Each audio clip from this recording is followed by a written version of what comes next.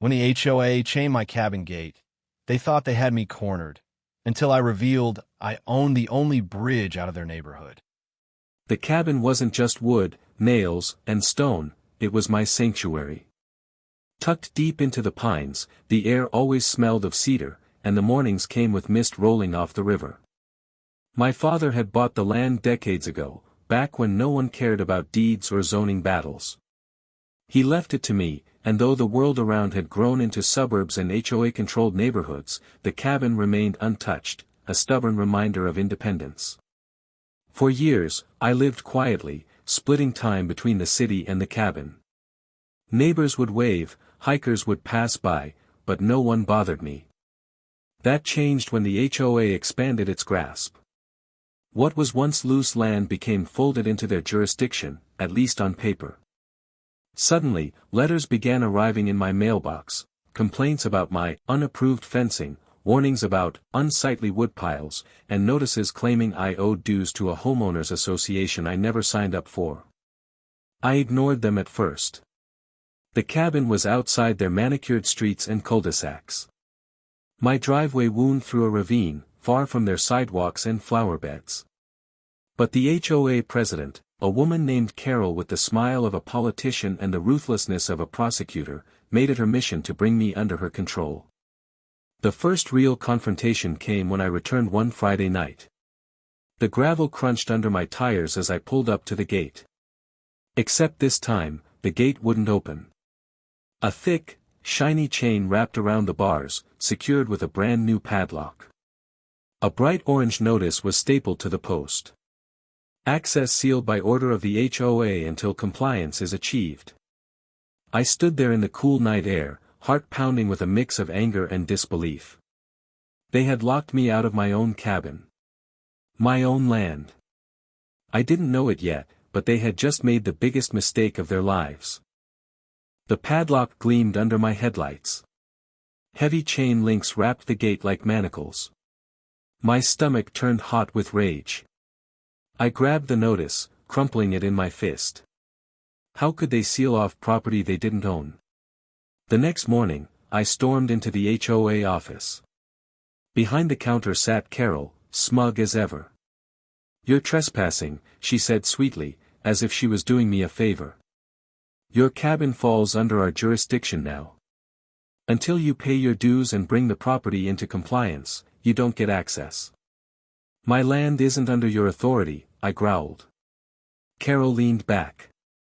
"Oh, it is now. You'll find fighting us is more trouble than it's worth." The meeting ended with no progress, only more warnings. When I returned to the cabin, the lock still mocked me. I had to cut my way in just to step foot on my property. But Carol didn't know the truth. She thought the gate was my only entrance. She didn't know about the bridge. Word spread fast. Neighbors whispered about how I was defying the HOA. Some refused to meet my eyes. Others parroted Carol's lies, that I was behind on dues, that my land was abandoned, that I was dragging down property values. Harassment followed. Petty fines piled up in my mailbox. My trash bins mysteriously vanished. Even deliveries stopped making it through the gate. One afternoon, I caught Carol herself on the roadside, clipboard in hand, taking pictures of my cabin from a distance. "You'll lose eventually," she said, not bothering to hide the venom in her tone. She didn't realize that her words only fueled me. Because that week, while digging through my father's old trunk, I found the yellow deed papers. And written clear as daylight, the land included title to the only bridge spanning the river. Carol had chained my gate, but she'd forgotten something important. Her entire neighborhood had only one road out, over my bridge. The deed was old, the edges curled and yellowed like parchment pulled from another century, but the language was ironclad. My father had been a practical man, cautious to the point of paranoia, and he had secured rights decades ago when the county came begging to cut a road across his property. They built the bridge with their own crews, poured their concrete and drove in their steel, but the land beneath, the easement, and the legal title remained ours. He had insisted on it, carved it into the documents with a sharp pen, a farmer's stubbornness, and a foresight Carol could never begin to understand. That meant every SUV, every Lexus, every shiny golf cart with HOA stickers plastered to the bumper rolled across my bridge every single day. The HOA president. Her board. Her flock of eager parrots who whispered lies about me at the grocery store.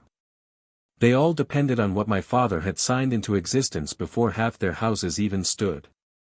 For the first time since the fight began, the pressure in my chest loosened. The corners of my mouth pulled upward, a slow, unshakable smile I hadn't felt in months. The very next morning, I drove into town, the papers sealed in a folder that had survived wars of weather and time. The county records office was sterile and bright, a place where rules mattered more than rumors. The clerk, a balding man in horn-rimmed glasses, scanned the documents carefully, his eyes darting from page to page, lips moving silently as he read. When he finally looked up, his expression betrayed surprise. "This isn't common," he said, tapping the embossed seal with his finger. "But it's valid. Legally, you own it. Not just the land, the bridge itself." The words rang like a verdict. I walked out with certified copies in hand, the courthouse seal pressed firm into the paper. The anger that had been smoldering in me for weeks cooled, hardened, and reshaped itself into something sharper. Strategy. Carol thought she had leverage with her padlock, with her petty fines and her whispered slander. She thought she'd backed me into a corner. But she was about to learn the difference between annoyance and absolute control. She was about to learn what real leverage looked like. The deed was old, the ink faded, but the language was ironclad. My father had secured rights decades ago, when the county built the bridge across his land. They used his property, but the title, and control, remained ours. That meant the HOA president, Carol, her board, and every smug neighbor who paid her dues crossed my bridge every single day.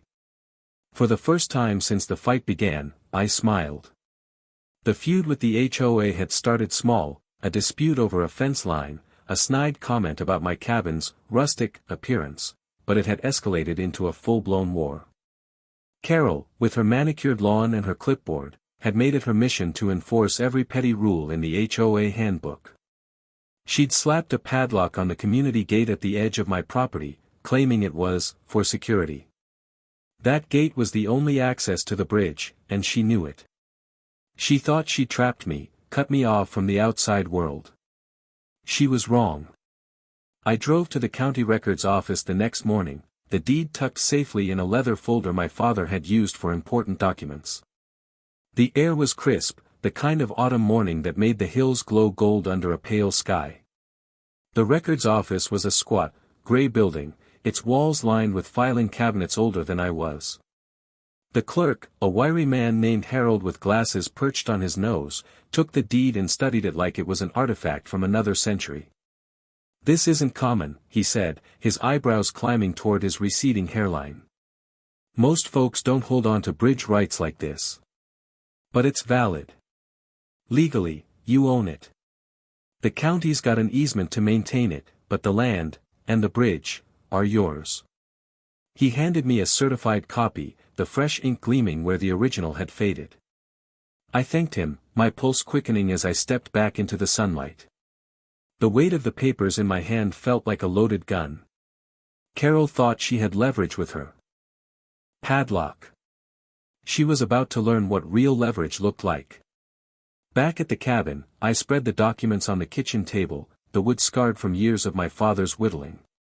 The deed was clear. The bridge, a narrow steel structure spanning the river that cut through our land, was mine to control. The county had built it in the 70s to connect the new subdivision to the main road, but my father, sharp as a tack even in his younger days, had refused to sell the land outright. Instead, he'd negotiated a deal that left him with the title. The county could use it, maintain it, but they didn't own it. I did.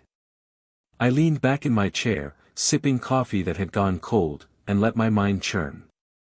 Carol's padlock was a power play, a way to remind me who she thought ran this valley. The HOA had been a thorn in my side since I'd moved back to the cabin after Dad passed. They didn't like my untamed yard, my refusal to pay their dues, or the fact that I didn't bow to their self-appointed authority. To them, I was an outsider, even though my family's roots in this land went deeper than any of theirs. The padlock was just the latest jab in a long line of petty aggressions. But now I had something they didn't expect: control. The bridge was the only way in or out of the subdivision. Every soccer mom in her SUV, every retiree walking their dog, every delivery truck, they all crossed my bridge. And I could do whatever I wanted with it. I spent the afternoon sketching out my options. I could put up my own gate, one that required a key I'd never share. I could charge a toll, $1 per car, just to watch Carol's face turn purple. Or I could close the bridge entirely, force the HOA to beg for access. The thought of Carol, clipboard in hand, pleading at my doorstep made me laugh out loud. But I wasn't reckless. Dad had taught me to play the long game, to think 3 steps ahead. Closing the bridge outright would bring lawyers, lawsuits, maybe even the county trying to seize the land through eminent domain. A toll might be legal, but it'd paint a target on my back. No, I needed something subtler, something that would hit Carol where it hurt, her pride. By evening, I had a plan. I'd start with a letter, polite but firm, addressed to the HOA board. It would remind them of the deed, of my ownership, and suggest that we discuss access to the bridge. I'd hint at restrictions, maybe a schedule for when the bridge could be used, just to make them sweat. Carol would lose her mind at the idea of someone else calling the shots. And when she did, I'd be ready with the certified deed, the law on my side, and a smile that said I'd been waiting for this moment. I typed the letter on my old laptop, the keys clacking in the quiet cabin. The words flowed easily, each one a jab at Carol's smug authority. I printed it, signed it, and sealed it in an envelope. Tomorrow, I'd drop it in the HOA's mailbox at the community center, right under their ridiculous, "Welcome Home" sign. As I leaned back, the cabin creaking around me, I felt a spark of something I hadn't in months, maybe years. Not just anger cooling into strategy, but something warmer. Pride, maybe. Or power. For the first time since I'd come back to this place, I felt like I was standing on my own ground, not just my father's.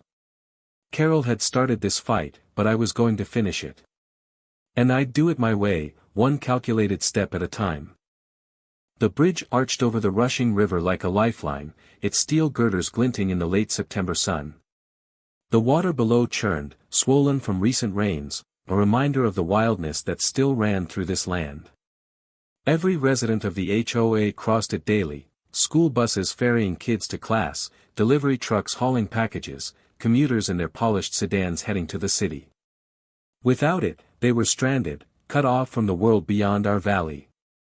And now, they were about to learn what it meant to cross my bridge without my say-so. That weekend, I'd put my plan into motion.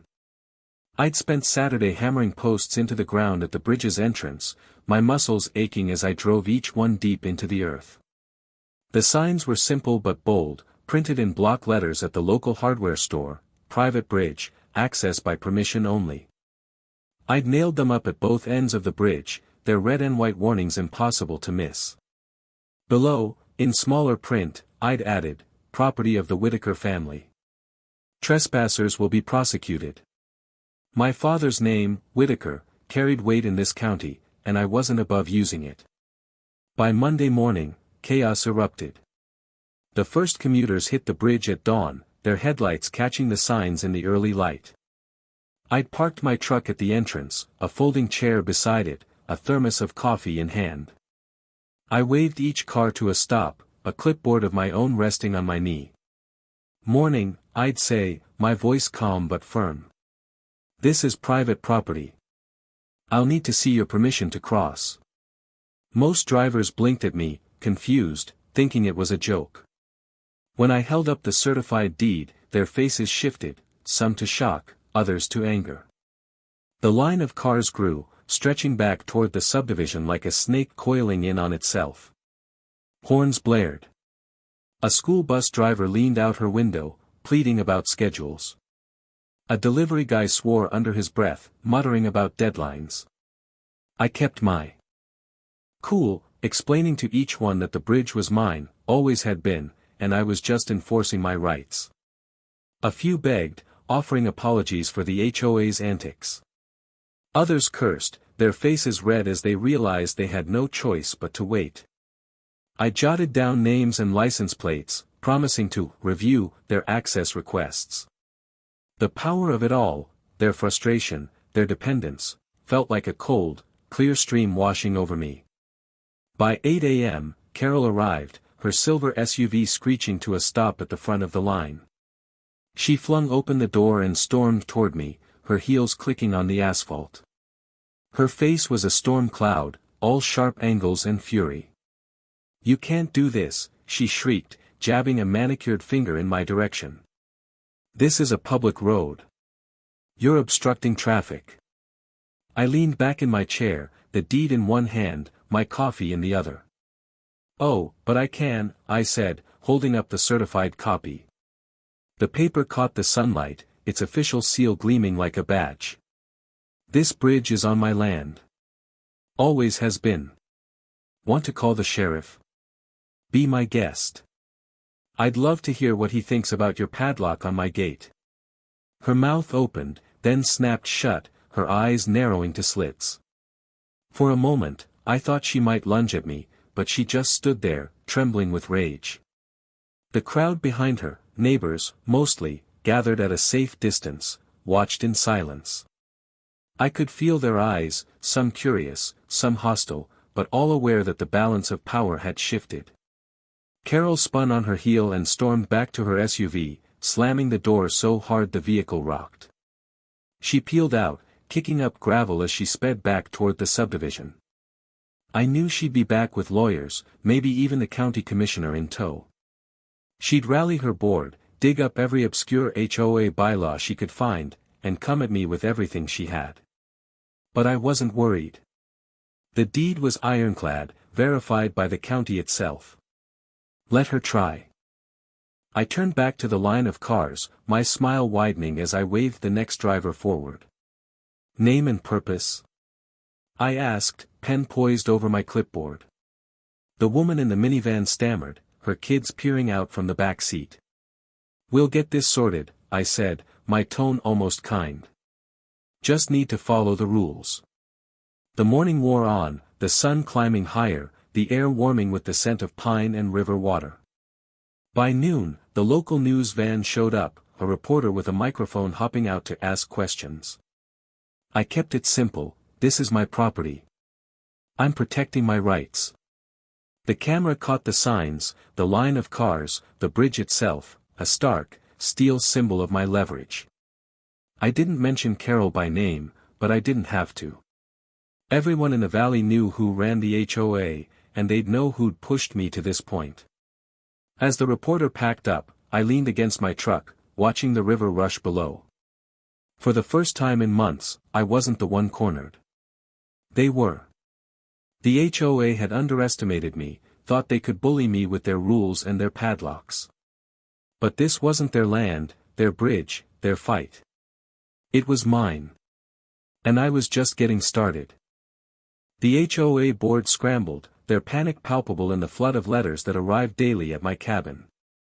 Each envelope was heavy with legal jargon, stamped with the HOA's logo and dripping with threats meant to intimidate. Cease and desist. Injunctions. Fines for obstructing public access. But I'd seen their playbook coming a mile away. Before Carol's first letter hit my mailbox, I'd hired an attorney, a grizzled old bulldog named Tom Hargrove, who'd spent decades untangling property disputes in this county. When I handed him the deed, his eyes lit up, and a grin spread across his weathered face. "They don't stand a chance," he said, tapping the paper with a calloused finger. "This is a slam dunk." Tom had already started drafting responses, each one a polite but razor-sharp rebuttal that cited the deed, county records, and state law. He'd warned me the HOA might try to bury me in paperwork, but he relished the fight.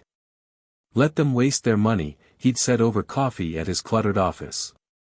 "They're poking a bear with a stick, and the bears got the law on its side. Meanwhile, the subdivision was unraveling. My signs, private bridge, access by permission only, had done more than snarl traffic. They'd sent a shockwave through the HOA's carefully curated community. Without guaranteed bridge access, property values were plummeting. Real estate agents were fielding frantic calls from homeowners, some already listing their houses at a loss. Families who'd once nodded along with Carol's decrees were now turning on her. I heard whispers at the gas station, rumors of neighbors threatening to sue her for mismanagement, claiming her feud with me had tanked their investments. The irony was delicious. She'd locked me out with her padlock, but now she was the one trapped. I stayed calm, methodical. I didn't block the bridge outright, that would have given Carol the ammunition she needed to cry foul.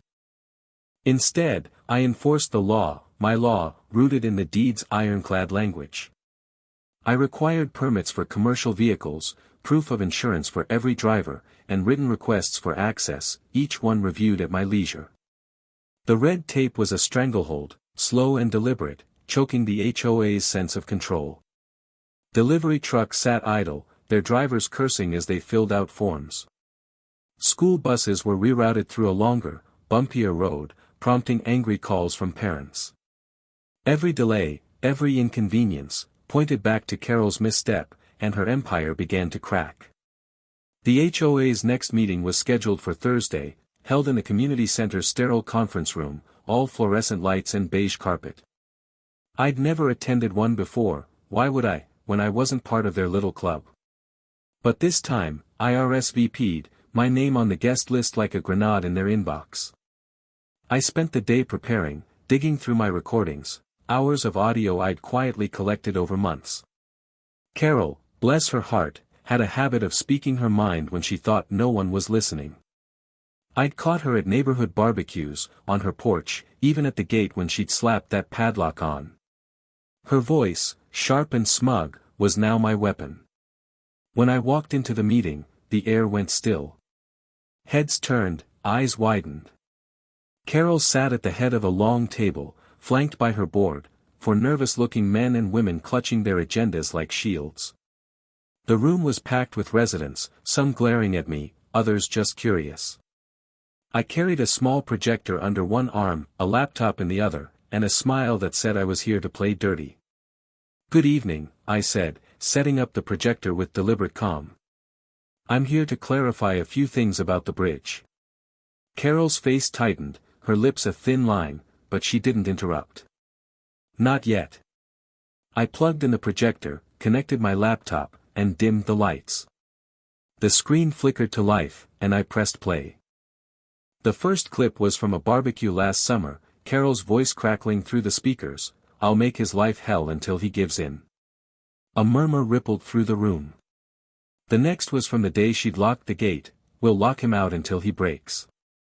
Then another, her laughing with a board member, "He's just a stubborn hick. He'll sell eventually." Each clip was a dart, and Carol was the bullseye. The room went silent, neighbors shifting uneasily in their seats. A man in the back coughed. A woman stared at her hands. I paused the playback and turned to face them. "This bridge," I said, holding up the deed, "is my property. Always has been. You've been crossing it for years without my permission. I've been reasonable, permits, insurance, requests. But if you'd rather fight than negotiate, I can close it entirely. Your call." Carol stood, her chair scraping the floor. "This is outrageous," she snapped, her voice trembling.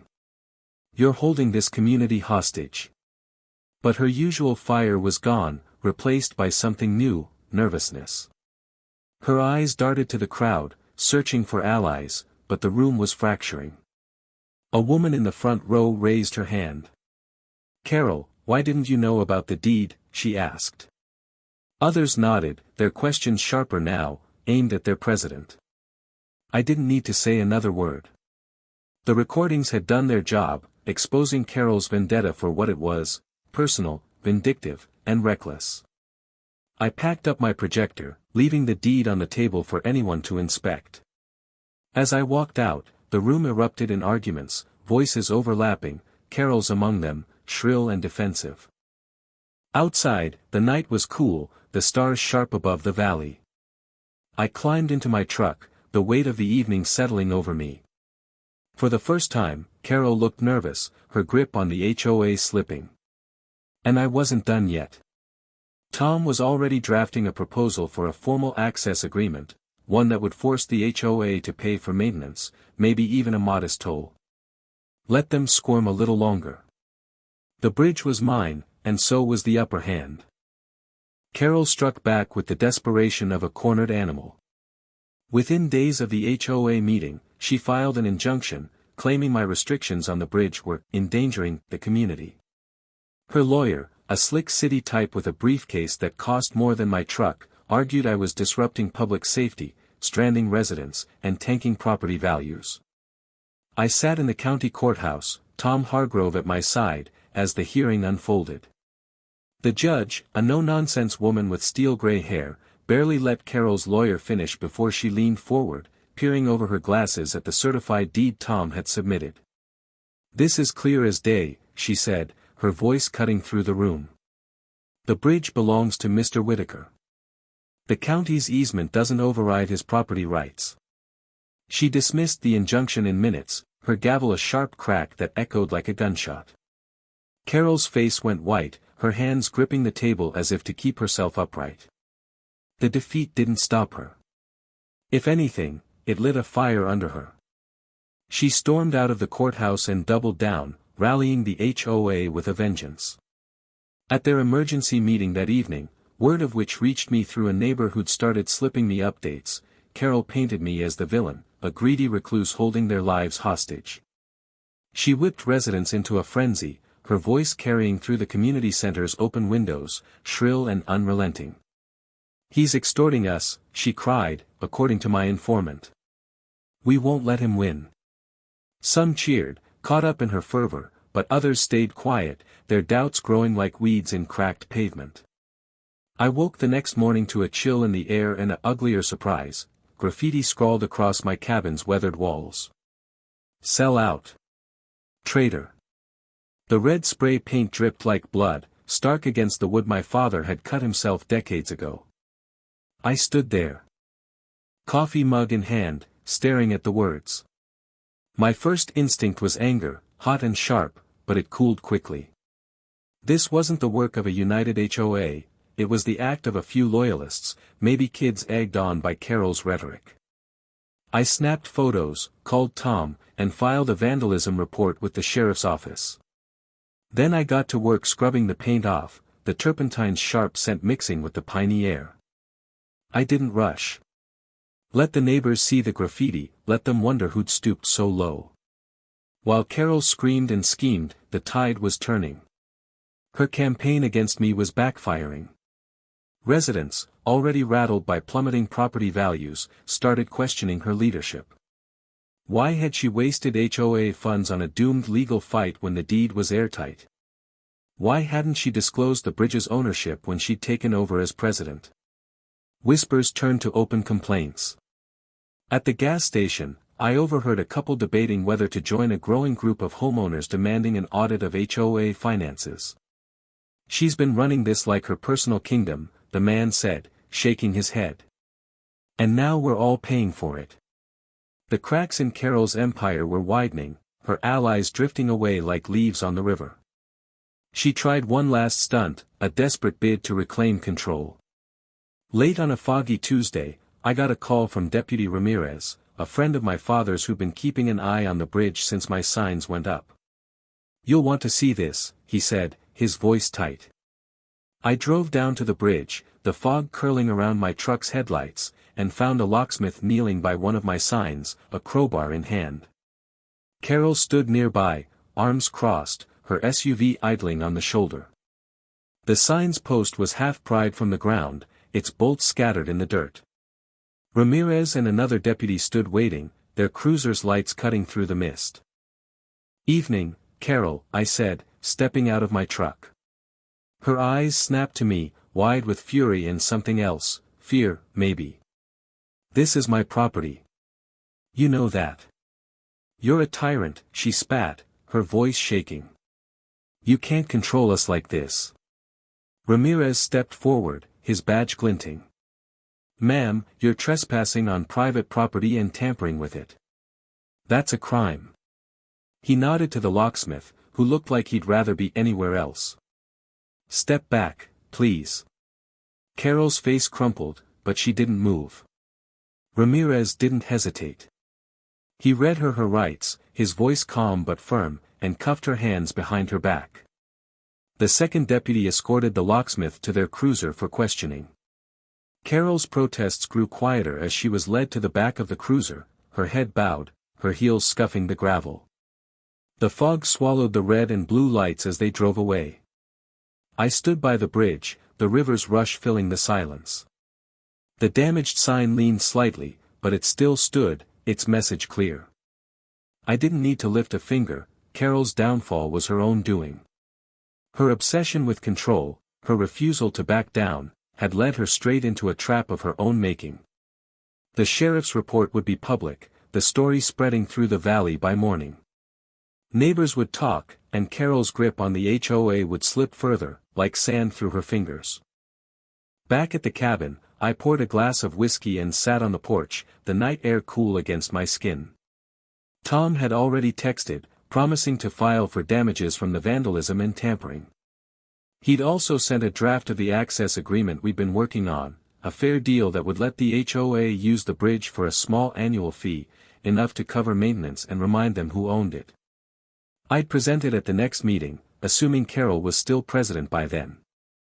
I doubted she would be. The stars were bright above the valley, the river's song steady below. For the first time in years, the land felt like mine again, not just my father's, but mine. Carol had tried to break me, but she'd broken herself instead. And as I sipped my whiskey, I realized the fight wasn't over, it was just shifting. The HOA would come around, or they wouldn't. Either way, I held the deed, the bridge, and the upper hand. Carol's arrest sent shockwaves through the valley, and the HOA board scrambled to contain the fallout. Within hours of her being led away in handcuffs, their official letterhead appeared in my mailbox, a hastily drafted apology, dripping with corporate politeness. They claimed ignorance of the deed, pinned the legal missteps on Carol, and promised sweeping reforms to restore community harmony. It was a transparent attempt to save face, but the damage was done. The HOA's aura of invincibility had shattered, and the residents knew it. Carol's empire, built on intimidation and petty rules, was crumbling under its own weight. The days that followed were a parade of contrition. Neighbors who'd once sneered at my overgrown yard or whispered about my shabby cabin now knocked on my door, their faces flushed with embarrassment. A retired couple from down the road brought a homemade pie, mumbling apologies for believing Carol's lies. A young father, whose kids I'd seen gawking at the graffiti, offered to help repaint my cabin's walls. "We didn't know," he said, kicking at the dirt. "She made it sound like you were the problem." I nodded, kept my words short, but inside, I felt the shift. The fear that had kept everyone in Carol's grip was gone.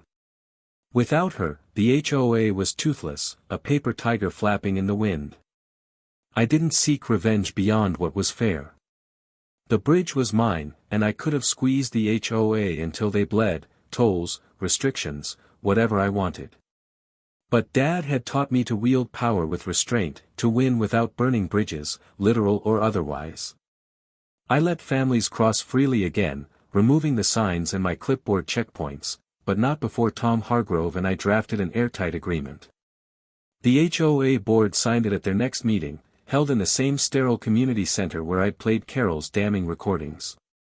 The document was clear, the bridge was legally recognized as private property, owned by the Whitaker family in perpetuity. Any access required my approval, and the HOA would cover maintenance costs, down to the last bolt. I sat in the back of the room as they signed, my arms crossed, watching the board's nervous glances. They knew I held the reins now.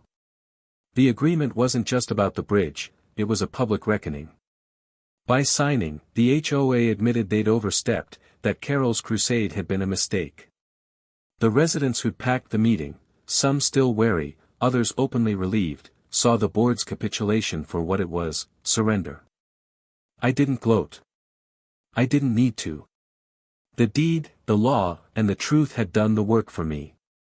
Carol never returned as president.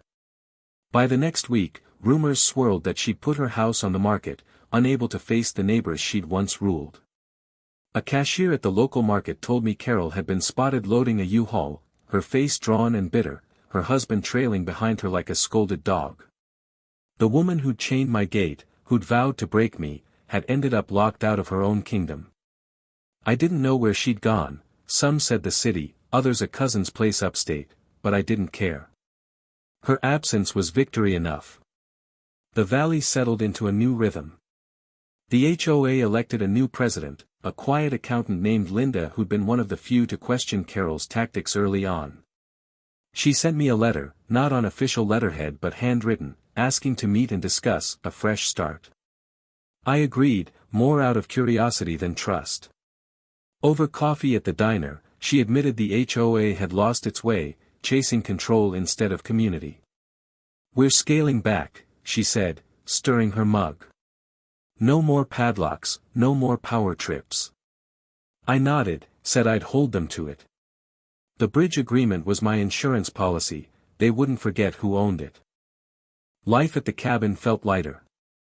The graffiti was gone, the walls repainted with help from neighbors who now waved when they passed. The river still rushed beneath the bridge, its steel frame steady as ever, a quiet reminder of my family's roots. I'd walk its length sometimes, my boots clanging on the grates, and think of Dad. He'd have loved this, outsmarting the bureaucrats, holding the line. The deed was his legacy, but the fight had been mine. One evening, as the sun dipped low, painting the hills gold, I sat on my porch with a beer, the valley quiet except for the river's song. A school bus crossed the bridge, its headlights flickering through the dusk, carrying kids home to families who no longer saw me as the enemy. The HOA's grip was broken, the valley free to breathe again. I'd won, not with fists or fury, but with the law, the land, and the truth. And for the first time in years, the cabin felt like home, not just a battleground, but a place where I could stay, rooted, on my own terms. With the agreement in place, I finally had peace. The HOA could no longer touch me, and everyone in the valley knew it. The signed document, now filed with the county and framed on my cabin wall, was a shield no clipboard or bylaw could pierce. But beyond the legal victory, there was a deeper satisfaction, a quiet thrill that warmed me like the first sip of whiskey on a cold night. I'd beaten Carol and her HOA at their own game, turning their weapon, rules, technicalities, control, against them. For months, she tried to choke me out with petty regulations and padlocks, wielding her authority like a club. In the end, I used the one rule she couldn't break, ownership. The valley felt different now, lighter, as if the air itself had exhaled. Neighbors who once avoided my gaze now nodded as they passed, some even stopping to chat. The nickname, the Bridge Keeper, started as a joke, whispered at the diner or the gas station, but it stuck. I heard it from kids on bikes, from delivery drivers handing me packages, even from Linda, the new HOA president, who said it with a wry smile during our last meeting. "You're the Bridge Keeper now," she'd said, handing me a copy of the maintenance schedule. "Guess that makes you the boss." I didn't argue. The title fit. The bridge itself seemed transformed. It was still the same steel structure, its girders weathered by decades of rain and wind, but to the residents, it looked different now, taller, prouder, no longer just a road but a symbol. They crossed it with a new awareness, knowing it wasn't theirs, not really. Every school bus, every SUV, every jogger's footstep was there by my permission, granted through the agreement but rooted in the deed my father had secured. I'd walk its length in the evenings, the river's rush below a steady companion, and feel the weight of that legacy. This wasn't just about a strip of land or a steel span. It was about principle. The one Dad had drilled into me, a man's land is his, no matter how many signatures sit on a clipboard. The cabin, too, felt more like home than it had in years. I'd spent the first weeks after the agreement fixing it up, not because the HOA demanded it but because I wanted to. I replaced a few rotted boards, painted the porch, and planted a row of pines along the property line, not a fence, but a quiet claim to my space. Neighbors noticed. The same couple who'd brought me pie stopped by with seedlings from their garden, offering tips on soil. A teenager from the subdivision, one of the kids who'd helped repaint after the vandalism, asked if he could fish in the river near the bridge. I said yes, as long as he didn't litter. He grinned like I'd handed him a trophy. The HOA, under Linda's leadership, was a shadow of its former self. The board had slashed their rulebook, cutting out half the bylaws that had fueled Carol's reign. They focused on practical things now, snow removal, community events, rather than policing lawns or mailbox colors. At their last meeting, Linda invited me to speak, not as an adversary but as a neighbor. I kept it short, explaining the bridge's history, my father's deal with the county, and the agreement that now governed its use. The room listened, some nodding, others taking notes. For the first time, I wasn't the outsider. I was the man who'd stood his ground and won. Carol's absence left a void, but not one anyone mourned. The rumors about her move were confirmed when a "for sale" sign went up at her house, its pristine lawn already browning at the edges. A neighbor told me she'd relocated to a condo in the city, her husband trailing behind, her reputation in tatters. Some said she was bitter, still ranting about that hick with the bridge. Others claimed she was ashamed, avoiding anyone from the valley. Either way, she was gone, her name fading from conversation like the graffiti I'd scrubbed from my walls. I didn't dwell on her downfall. My fight had never been about revenge, it was about protecting what was mine. Dad used to say that land wasn't just dirt or steel, it was a promise, a line you held against the world. He'd fought for that promise when he negotiated the deed, and I'd fought for it when I faced Carol's wrath. Now, with the bridge secure and the HOA humbled, I could feel that promise in every step I took across its grates.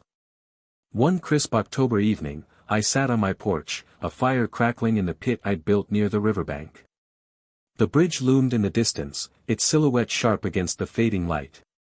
A school bus rumbled across, its taillights glowing red, carrying kids home to families who no longer saw me as a threat. A neighbor waved from the far side, her dog trotting beside her. I raised my beer in return, the bottle cold against my palm. The valley was quiet, the stars emerging one by one. The bridge keeper, they called me, and I supposed they were right. I wasn't just guarding a bridge or a cabin. I was guarding the principle Dad had lived by, the one I'd fought for, that a man's land is his, no matter who tries to take it. And as the river sang below, I knew I'd keep guarding it, one day, one step, one deed at a time. The valley grew quiet again, the kind of stillness that settles after a storm, when the air feels clean and the world seems to pause. No more late-night threats scrawled in paint, no more orange notices nailed to my posts with self-righteous fury. The HOA's reign of petty intimidation was over, and I could breathe, deep, full breaths that tasted of pine and river mist. The cabin, once a battleground, felt different now. It wasn't just a retreat from the world, it was a fortress of dignity, its weathered walls standing taller, prouder, as if they knew they'd weathered a siege. I took to sitting on the porch at dusk, a ritual born of newfound peace. The river rolled beneath the bridge, its surface catching the golden fire of the setting sun, rippling like molten amber. The bridge itself stood steadfast, its steel frame a quiet monument to my father's foresight and my own stubborn resolve. I'd sip a beer or a mug of coffee, the evening chill settling over me, and watch the valley come alive in its own way, crickets chirping, an owl calling from the pines, the distant hum of tires on my bridge. Headlights would flicker in the distance, neighbors crossing on their way home from work or school. Some slowed as they passed, their windows rolling down to offer a wave or a nod. Not out of pity, as they might have once done, but respect, a hard-earned acknowledgement that I wasn't just the guy in the old cabin anymore. I was the bridge keeper, the man who'd stood against Carol's tyranny and won. I'd return their waves, my hand steady, my face calm. The gesture felt like a truce, a new understanding between us. They knew the bridge was mine, and I knew they needed it. The agreement we'd signed ensured we could coexist, but on my terms. The fight had cost me dearly, time, money, sleepless nights spent pacing the cabin's creaking floors, wondering if Carol's next move would force me to sell or break. Legal fees had eaten into my savings, and Tom Hargrove, for all his brilliance, didn't come cheap. But every dollar, every restless hour, had been worth it. The victory wasn't just about keeping the bridge or the land. It was about defending an idea, one my father had carved into me like the whittling marks on our old kitchen table. No HOA, no self-appointed tyrant, had the right to erase history or steal what was yours. Carol had come at me with rules, padlocks, and lawyers, thinking she could bully me into submission. She hadn't counted on the deed, or the man holding it. I thought about her sometimes, in the quiet moments. She'd tried to chain my gate, to lock me out of my own life, but in the end, she'd been the one cast out. The last I'd heard, her house had sold at a loss, the new owners already tearing out her manicured flower beds. Some said she was in the city, holed up in a condo, still spitting venom about the hick with the bridge. Others claimed she'd gone quiet, humiliated, her name a cautionary tale in the valley. Either way, she was gone, her legacy reduced to a few bitter whispers. The irony wasn't lost on me, the woman who tried to control everything had lost control of it all. The valley was healing, slowly. Linda, the new HOA president, kept her word, running the organization with a light touch. The board focused on practical matters, fixing potholes, organizing a spring fair, rather than policing my yard or anyone else's. At their last meeting, they'd invited me to join as an honorary member, no dues required. I'd declined, politely, but showed up anyway with a thermos of coffee, listening as they discussed budgets and community events. A few residents clapped me on the shoulder afterward, thanking me for setting things right. I just nodded, letting their words settle like dust. One evening, as the sun dipped below the hills, I walked the bridge's length, my boots ringing on the steel grates. The river below churned, steady and unyielding, just as it had when Dad first struck his deal with the county. I leaned against the railing, the metal cool under my palms, and thought about him. He'd have been proud, not just of the win, but of the way I'd fought, with patience and principle instead of rage. The deed was his gift, but the fight had been mine, and I'd carried it through.